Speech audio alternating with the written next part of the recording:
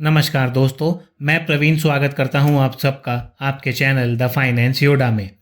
आज की वीडियो में हम देखेंगे कि टीडीएस रिटर्न ऑनलाइन कैसे भरना है फॉर्म 24Q सैलरी पेमेंट के केस में। तो चलिए शुरू करते हैं। रिटर्न फाइल करने से पहले कुछ चीज़ें हैं जिसे अगर आप हैंडी रखेंगे तो रिटर्न फाइल करने में आसानी होगी। तो सबसे पहले वो देख लेते हैं। जो भी डिडक्टर है उसका टैन और पैन नंबर, डिडक्टर का नेम, एड्रेस, ईमेल और मोबाइल नंबर, जो पर्सन रिस्पॉन्सिबल है टैक्स डिडक्ट करने के लिए उसका नाम, designation, pan, address, email, mobile और सबसे इम्पोर्टेंट लास्ट क्वार्टर का जो रिटर्न फाइल हुआ है उसका एक्नॉलेजमेंट नंबर। चालान की डिटेल्स, जो भी चालान आपने पे किया है, जिस पीरियड के लिए आप रिटर्न भर रहे हैं उसका अमाउंट, बीएसआर कोड, चालान नंबर और डेट। क्योंकि ये सैलरी का रिटर्न है तो ऑब्वियसली हमें एम्प्लॉय की डिटेल्स डालनी पड़ेगी। तो जिन एम्प्लॉयज़ का टीडीएस काट के आपने डिपॉजिट किया है उनका नाम, पैन, सैलरी, कितना टीडीएस एलोकेट हुआ है और उनका एम्प्लॉय नंबर वो ज़रूरी रहेगा। और लास्टली आपका टैन बेस्ड लॉगिन और पासवर्ड। आपको अपने ब्राउज़र पर प्रोटीन NSDL लिखना है। जो ये वेबसाइट है protein-tinpan.com, उस पर हमें क्लिक करना है। क्लिक करने के बाद ये होम पेज ओपन हो जाएगा। कंटिन्यू पे क्लिक करना है। ये कुछ पॉपअप्स आएंगे तो आपको वो कंटिन्यू पे क्लिक करना पड़ेगा। बड़े लोग हैं, पहले ऐसे करते होंगे। अब आपको डाउनलोड्स में ETDS में क्वार्टरली रिटर्न्स में रेगुलर पे क्लिक करना है। अगर आप रेगुलर फाइल कर रहे हैं तो रेगुलर, करेक्शन का फाइल कर रहे हैं तो करेक्शन वाले पे क्लिक करना पड़ेगा। हम रेगुलर का फाइल कर रहे हैं तो हमने रेगुलर पे क्लिक किया है। ये विंडो आपके सामने ओपन होगी। अब आपको नीचे स्क्रॉल करना है। अब आप देख सकते हैं यहाँ पे प्रोटीन रिटर्न प्रिपरेशन यूटिलिटी और उसके नीचे ETDS TCS return preparation utility version 4.6, इस पे आपको क्लिक करना है। क्लिक करेंगे तो सेव करने के लिए एक पॉपअप होगा। मैंने ऑलरेडी सेव करके रखा है उसको। आप जिप फाइल को जब आप एक्सट्रैक्ट करेंगे तो ये फोल्डर आएगा। इस फोल्डर में आपको नीचे जाना है और TDS/RPU/4.6 4.6 इसका वर्जन है। आगे जाके ये वर्जन अपडेट होते रहते हैं। तो ये फाइल यही आपको लेनी है, TDS RPU, और एग्जीक्यूटेबल जार फाइल है, ये ध्यान रखना है। तो इस पर आपको क्लिक करना है। क्लिक करेंगे, ओके पे क्लिक करना है। यहाँ पे अब आपको आपका फॉर्म नंबर सेलेक्ट करना है। तो हम 24Q भर रहे हैं तो हम 24Q करेंगे। अगर आप रेगुलर भर रहे हैं तो रेगुलर, करेक्शन है तो करेक्शन। तो हमारे केस में रेगुलर है तो हमें कंटिन्यू पे क्लिक करना है।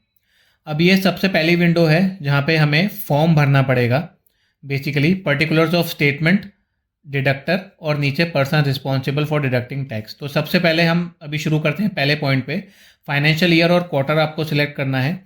अब ये मैं आपको एक हाइपोथेटिकली रैंडमली भर के दिखा रहा हूँ। आपको इसमें डिटेल्स किस किस कॉलम में डालनी है और कैसे डालनी है। ओके, तो सबसे पहले हमने एक टैन नंबर डालना है, उसके बाद पैन नंबर डालना है। ऑर्गेनाइजेशन या पर्सन जो टैक्स डिडक्ट कर रहा है, मैंने एक्चुअल डिटेल्स में ये ऑलरेडी भर दिया है तो वो भी मैं आपको साथ साथ में दिखाता जा रहा हूँ। टैन और पैन मैंने ब्लर कर दिया है तो वहाँ पे मैं एक्चुअल डिटेल्स ऑलरेडी भर चुका हूँ। अगर आप कंपनी या फर्म है तो पर्टिकुलर्स ऑफ स्टेटमेंट और पर्टिकुलर्स ऑफ डिडक्टर में फर्म या कंपनी का नाम आएगा और नीचे जो पर्सन रिस्पॉन्सिबल है, मे बी डायरेक्टर या पार्टनर। अगर आप इंडिविजुअल हैं तो आपका फर्स्ट कॉलम में जो पैन है और थर्ड कॉलम में जो पैन आएगा वो सेम आएगा। तो अब पर्टिकुलर ऑफ डिडक्टर की बात कर लेते हैं। यहाँ पे हमारी प्राइवेट लिमिटेड कंपनी है तो हमें वो कंपनी का नाम लिखना है। कोई ब्रांच या डिवीज़न है तो यस, हमारे केस में नो है। कंपनी का रजिस्टर्ड एड्रेस लिखना है जो उनके पैन नंबर या GST रजिस्ट्रेशन नंबर सर्टिफिकेट पे होगा। एड्रेस आपको यहाँ पे फिल कर लेना है।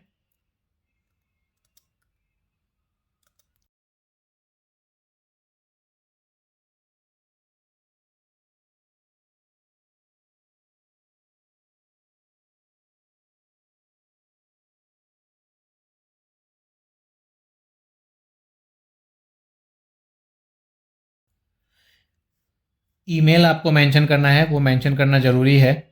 अगर एड्रेस चेंज हुआ है तो यस और लास्ट रिटर्न से, अगर नहीं है तो नो पे क्लिक करना है। मैंने ये एक्चुअल डिटेल्स भी भर दी हैं, कंपनी का एक्चुअल नाम, कंपनी का एक्चुअल एड्रेस, वो मैंने ऑलरेडी यहाँ पे भर दिया है, और कंपनी का जो एक्चुअल ईमेल आईडी हमें क्लाइंट ने प्रोवाइड किया है वो भी हमने यहाँ पे भर दिया है।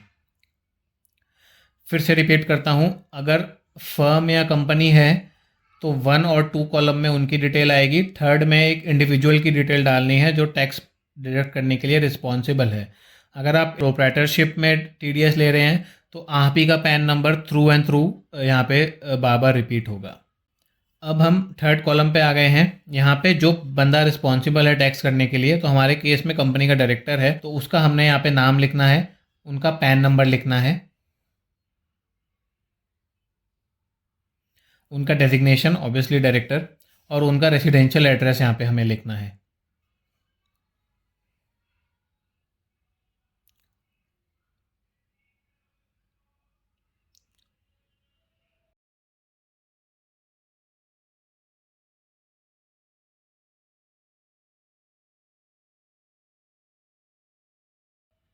डायरेक्टर का ईमेल लिखना है, ये मैंडेटरी है, आपको लिखना पड़ेगा, और हमें डायरेक्टर का फ़ोन नंबर लिखना पड़ेगा।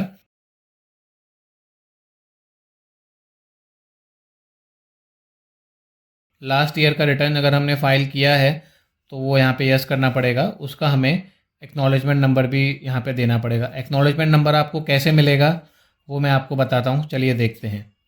आपको इनकम टैक्स की वेबसाइट पे टैन बेस्ड लॉगिन करना है। उसके बाद ई फाइल वाले टैब में इनकम टैक्स फॉर्म्स पे जाना है और व्यू फाइल्ड फॉर्म्स पे आपको क्लिक करना है। याद रखिएगा दोस्तों, टैन बेस्ड लॉगिन है, आपको टैन नंबर डाल के लॉगिन करना है। ये विंडो आपके सामने ओपन होगी। अब आप देख सकते हैं कि हमारे फॉर्म्स ऑलरेडी यहाँ पे फिल दिखा रहा है। हम 24Q कर रहे हैं तो व्यू ऑल पे क्लिक करेंगे। अब आप देख सकते हैं ये हमने जो लास्ट फॉर्म फाइल किया था 22-23 Q4 का, उसका एक्नॉलेजमेंट नंबर यहाँ पे आ रहा है, वो हमने यहाँ पे मेंशन कर दिया है। और हमने एक्चुअल डायरेक्टर के जो डिटेल्स है, उनका एक्चुअल नेम, उनका एक्चुअल पैन, वो भी मैंने यहाँ पे मेंशन कर दिया है। अगर कई बार जब हम एक्नॉलेजमेंट नंबर डाल के फ़ाइल को आगे हम वैलिडेट करेंगे, मैं आपको सिखाऊंगा, तो कभी कभी एक्नॉलेजमेंट नंबर का एरर आता है। अगर वो एरर आता है तो आपको पीछे जो हमने देखा था एक्नॉलेजमेंट नंबर के नीचे एक RRR नंबर भी है, तो वो आप मेंशन कर दीजिएगा। बट 24Q में यूजुअली एक्नॉलेजमेंट नंबर से काम हो जाता है।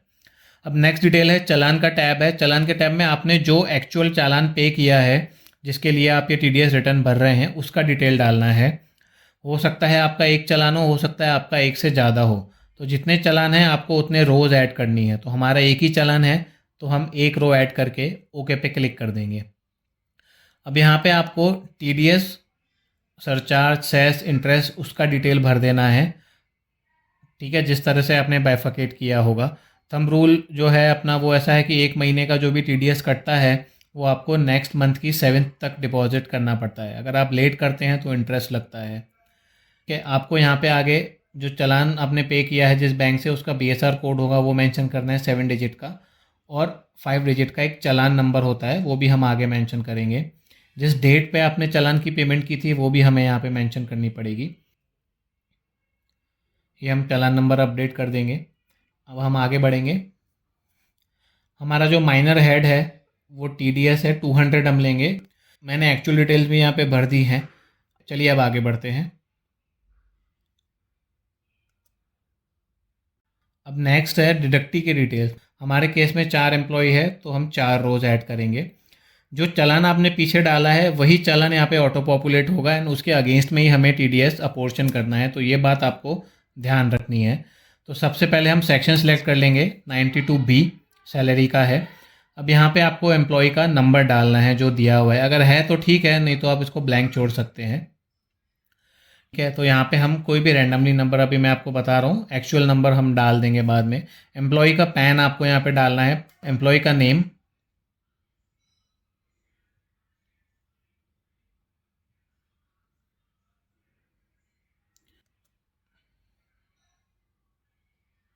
कौन सी डेट पे सैलरी हमने पे की है या बुक्स में बुक की है, कितना अमाउंट हमने पे किया है या बुक किया है, और उस पर कितना TDS है। तो अभी हमारे 4 एम्प्लॉई है और हमारा TDS कुछ 23-24 हज़ार के आसपास है। तो ये TDS इस पर्टिकुलर एम्प्लॉय को जितना एलोकेट करना है हम उतना ही करेंगे। आगे वो आपसे पूछेगा, आपको डेट मेंशन करनी पड़ेगी,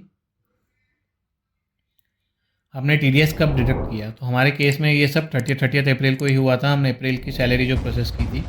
सिमिलरली आपको दूसरा एम्प्लॉय डालना है, सेम सेक्शन में आपको एम्प्लॉय का कोड डालना है, उनका पैन नंबर, उनका नाम, आगे कब उनको सैलरी पे की थी, कितना अमाउंट था, कितना टीडीएस था। ऐसे ही चालान वाले टैब में आपने जितने चालान डाले हैं उतने एम्प्लॉयज़ का यहाँ पे आपको डिटेल डाल देना है और टीडीएस अपोर्शन कर देना है। जितना चालान में टीडीएस का अमाउंट था, इंटरेस्ट का नहीं, टीडीएस ओनली, वो टीडीएस यहाँ पे आना चाहिए। एक्चुअली अब देखिए मैंने ये पॉपुलेट कर दी है, मैंने एम्प्लॉयज़ का पैन नंबर, उनके रेफरेंस नंबर, ठीक है, कब हमने पेमेंट की थी, क्या उनकी सैलरी थी और क्या उनका टीडीएस था, वो हमने यहाँ पे ऑलरेडी डाल दिया है। आगे जाके हमने date of deduction of TDS सब अपडेट कर दिया है। तो चलिए अब हम आगे बढ़ सकते हैं। यहाँ पे हमारा काम ख़त्म हो जाता है। अब हमें सेव पे क्लिक करना है। सेव पे आप क्लिक करेंगे तो ये आपको लोकेशन बोलेगा आपके पीसी पे, आपको ये फाइल कहाँ पे सेव करनी पड़ेगी। ये फोल्डर जो आप देंगे वहाँ पे सारे रिपोर्ट जनरेट होंगे और अगर कुछ एरर आता है तो वो एरर रिपोर्ट भी वहाँ पे जनरेट होगा। अब हमें सेव पे क्लिक करना है। उसके बाद है ना, हमें एक चीज़ की और ज़रूरत है, हमें ज़रूरत है CSI फाइल की। अब CSI फाइल कैसे देनी है वो मैं आपको बताता हूँ। आपको टैन बेस्ड लॉगिन करना है, आपको ई फाइल में जाना है और ई पे टैक्स पे क्लिक करना है। ई पे टैक्स के आप क्लिक करेंगे तो ये चालान स्टेटस इंक्वायरी फाइल का टैब है। फिर यहाँ पे आपको आपका पेमेंट पीरियड स्पेसिफाई करना है, ठीक है। पेमेंट पीरियड स्पेसिफाई करने के बाद आप फिल्टर चालान पे क्लिक करेंगे तो वो पीरियड में आपके सारे चालान आ गए हैं। आपके लिए जो चालान एप्लीकेबल है वो इस लिस्ट में आना चाहिए। जैसे हमारे केस में हमने 30 मई को मल्टीपल पेमेंट्स की हैं और वो चालान देखिए हमारा चौथे नंबर पे आ रहा है। ये बहुत ज़रूरी है, आपका चालान इस लिस्ट में होना चाहिए। आपको डाउनलोड चालान फाइल पे क्लिक करना है और वो फाइल सेव कर लेनी है। CSI फाइल आपने जहाँ सेव की है उसका लिंक अब आपको चालान इनपुट फाइल में डालना है। वो डालने के बाद उसके बाद आपको नीचे अगर कोई एरर रिपोर्ट जनरेट होगी तो वो कहाँ जनरेट होगी, उसकी लोकेशन स्पेसिफाई करनी है। वो सब करने के बाद आपको वैलिडेट पे क्लिक करना है। तो अब आप देख सकते हैं हमारी फाइल यहाँ पे वैलिडेट हो गई है और जो फोल्डर का लोकेशन हमने स्पेसिफाई किया था वहाँ पे वो सेव हो गई है। अब हमें वो फोल्डर खोलना है। वो फोल्डर में अगर आप देखेंगे तो एक PDF फाइल और एक FVU फाइल होगी। हमारे पास दो ऑप्शन है, या तो हम वो PDF फाइल का प्रिंट लेके इस पर डायरेक्टर का साइन करा के कंपनी की सील लगा के हम इसको इनका जो फिजिकल ऑफिस है डिपार्टमेंट का वहाँ पे सबमिट कर दे। दूसरा, आप टैन बेस्ड लॉगिन करिए वापस, ई फाइल में इनकम टैक्स फॉर्म्स में फाइल इनकम टैक्स फॉर्म्स पे आपको क्लिक करना है। आपको नीचे स्क्रॉल करना है। अब आप देख सकते हैं आपका जो फॉर्म TDS करके डिडक्शन ऑफ टैक्स सोर्स है वो आएगा। आपको उस पर जाना है, अपना फॉर्म सिलेक्ट करना है, फाइनेंशियल ईयर, क्वार्टर सिलेक्ट करना है, रेगुलर में हम भर रहे हैं। अब ये जो FVU फाइल है इसको राइट क्लिक करके कंप्रेस करना है। ऐड करके मत कीजिएगा, अपलोड करने में एरर आएगा। कंप्रेस और जिप पे क्लिक कीजिएगा और यहाँ पे आपको वो फाइल अटैच कर देनी है। देखते हैं फाइल अटैच हो गई है। अब हमें नीचे स्क्रॉल करना है और प्रोसीड टू E-वेरीफाई पे हमें क्लिक करना है। यस पे क्लिक करना है। अब हमें डिफरेंट मोड्स हैं, हम कैसे वेरीफाई कर सकते हैं। हम अभी डायरेक्टर के आधार OTP से वेरीफाई करेंगे तो हम कंटिन्यू पे क्लिक करेंगे। आई एग्री पे क्लिक करके जनरेट आधार OTP पे क्लिक करना है। OTP रजिस्टर्ड मोबाइल नंबर पे आएगा, आपको वो मेंशन कर देना है और वैलिडेट पे क्लिक करना है। यस पे क्लिक करना है। अब आप देख सकते हैं कि हमारा रिटर्न सक्सेसफुली सबमिट हो गया है। एक्नॉलेजमेंट नंबर इमीडिएटली आ जाएगा। RRR नंबर जो होता है वो थोड़े टाइम के बाद जनरेट होता है। वो हम ई फाइल में व्यू फाइल रिटर्न्स में जैसे हमने एक्नॉलेजमेंट नंबर देखा था वैसे RRR नंबर देख सकते हैं। उम्मीद करता हूं दोस्तों आपको ये वीडियो पसंद आया होगा। वीडियो को लाइक और शेयर कीजिए और ऐसे ही वीडियोस देखने के लिए आपके चैनल द फाइनेंस योडा को सब्सक्राइब कीजिए।